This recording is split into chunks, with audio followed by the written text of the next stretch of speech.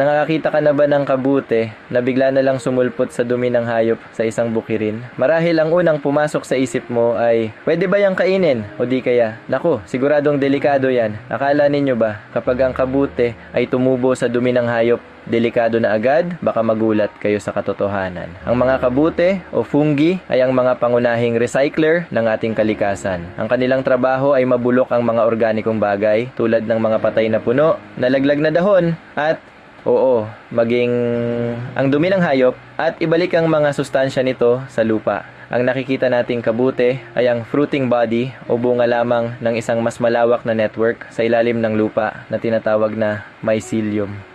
Ang mycelium na ito ang kumakain at tumutunaw sa substrate na siyang nagsisilbing pagkain nito.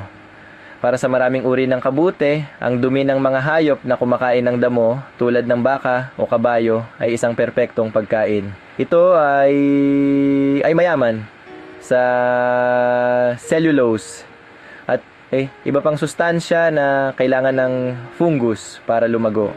Kaya, ang pagtubo sa dumi ay hindi nangangahulugang marumi o masama ang kabute. Ito ay isang natural na proseso. Ang tunay na tanong ay hindi kung ito tumubo, kundi kung ito. Dito nagiging kritikal ang tamang pagkakakilanlan. Sa mundo ng mga kabute, napakaraming lookalikes o mga magkakamukhang species kung saan ang isa ay masarap at ligtas kainin habang ang kamukha nito ay maaaring magdulot ng matinding sakit o kamatayan. Huwag maniwala sa mga kasabihan o folk methods tulad ng paggamit ng kutsarang pilak o bawang para malaman kung nakalalason ang kabute. Ang mga ito ay walang siyentipikong basehan at lubhang mapanganib. Ang tanging paraan para makasiguro ay ang 100% positive identification na kadalasan ay nangangailangan ng tulong mula sa isang mycologist o isang bihasang mushroom expert. Isang magandang halimbawa ay ang pamilyar na button mushroom, cremini at portobello. Iisa lang ang species niyan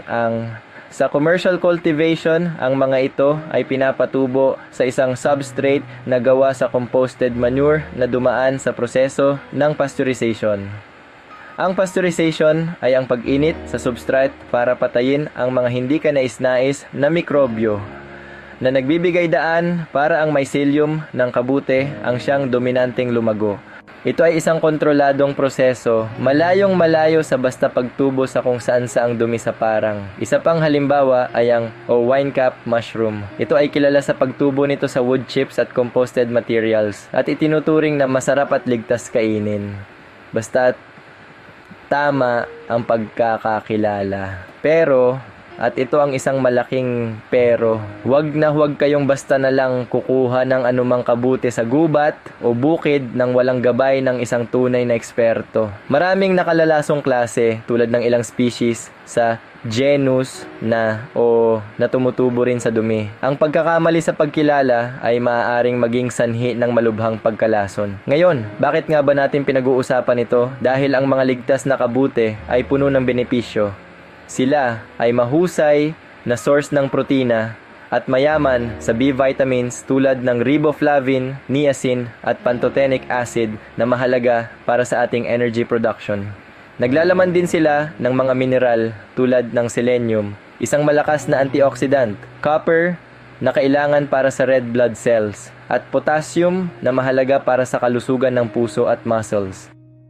Bukod pa riyan, mayaman din sila sa dietary fiber na mabuti para sa ating digestion. Sa aspeto ng ekolohiya, ang pag-alaga ng kabute sa composted manure ay isang paraan ng upcycling, ginagawang masustansyang pagkain ang sanay basura lang. Nakakatulong ito sa waste management at nagpapabuti pa sa kalusugan ng lupa.